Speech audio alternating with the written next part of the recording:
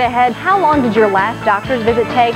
See why some women say they're not getting the attention they need. And your favorite guys next door say, This is News Channel 3 tonight.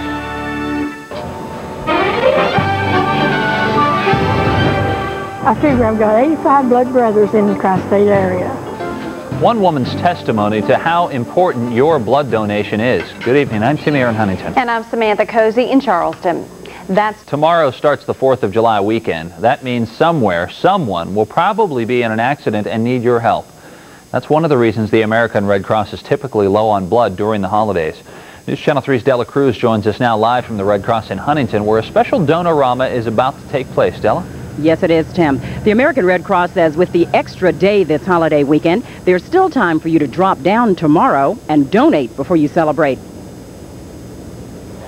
Rebecca Plumley gives blood several times a year, a gift she wants to share with others, even though... I don't like needles, but I give anyway. You never know whenever I need it or someone in my family needs it or grandbabies. Betty Porter has received 85 pints of blood within the past 4 years. Her physician, Dr. Reilly Carbonell, says blood loss in the colon leaves Porter anemic. I couldn't do my housework. I could just go from the couch to the TV, to the kitchen, and back to bed. What did you think was wrong with you? I thought I was just getting old. I thought that's the way all old people felt. Betty is thankful for generous donors like Rebecca for giving her her life back. I died. I couldn't get blood. I figure I've got 85 blood brothers in the tri-state area.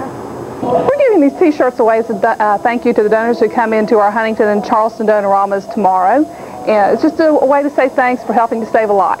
Cheryl Gergley says with the Red Cross being closed on the 4th, the agency wants to make sure hospitals are ready for holiday emergencies. We have to collect the blood in advance of the need, so we have to be able to have the blood to supply the hospitals. They depend upon the Red Cross to supply their blood. They have no other source. It's the Red Cross that gets the blood. It's actually the donors who get the blood to the hospitals when they come in and donate. Right now I am at the American Red Cross here in Huntington on Veterans Memorial Boulevard. Tomorrow you can come down during the hours of 11 to 7 to give blood. And of course the Charleston Civic Center will also be holding a Donorama during those exact same hours, Tim. It's really a great thing that we have a chance to do this every year. I guess we, saying WSAZ, is proud to be a sponsor of this once again. And it's most appreciated. Definitely. We can see that from your story. Thanks, Della. Many of us will hit the road tomorrow after work to kick off our holiday weekend, and you'll probably see a lot of semi-trucks on the road. To make sure you stay safe, the drivers in the American Trucking Association have a few tips. Do a walk around before you ever even leave the driveway. Check the tires, wipers, and fluids.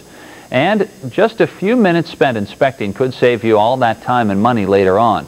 When you get on the road, be aware of other vehicles' blind spots. Remember, if you can't see the mirrors on a truck, the driver can't see you. If you must use a cell phone, pull off the road and park. Those distracted drivers are the ones that cause the accidents, and we have talked about that so much recently. And when you get back on the entrance ramp, remember highway traffic has the right of way, so try to merge smoothly and don't stop or slow down suddenly. Little by little, our region's roads are getting better all the time. People who live in Putnam and Mason counties will be glad to know that one of their most dangerous roads, Route 35, will soon be much safer. The governor's office announced today that they've received federal approval to widen Route 35 to 4 lanes between Henderson, that's in Mason County, and I-64 in Putnam. Travel safety seems to be top of mind for the FAA. Airports will be crawling with the agency's inspectors this weekend.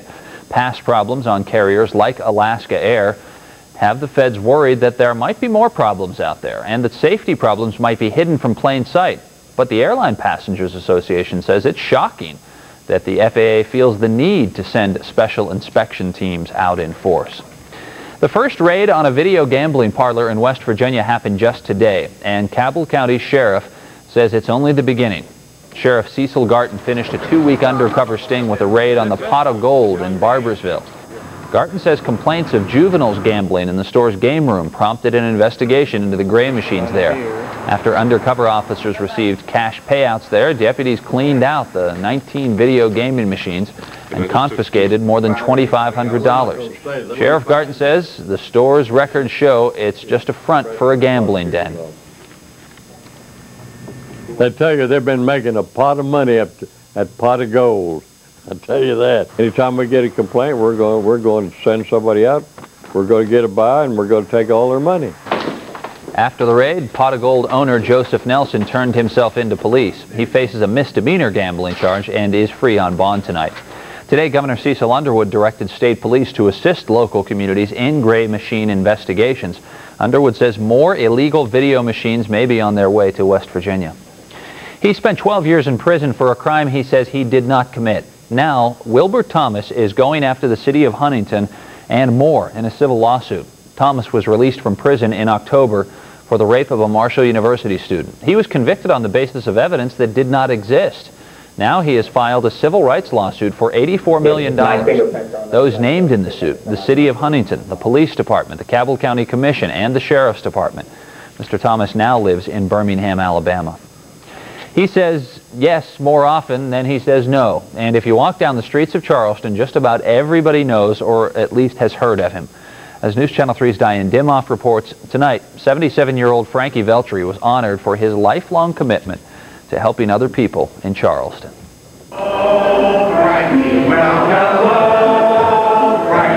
It's a party. The guest of honor, Frankie Vry. He's a hero to many people here in Charleston. He's the greatest guy I ever knew, I guess. And I thought he's a wonderful man and so generous. Charleston is much better for his having been a part of the community, I think. Since 1966, Frankie has served more than 2,000 free Thanksgiving dinners. The table was turned Wednesday night.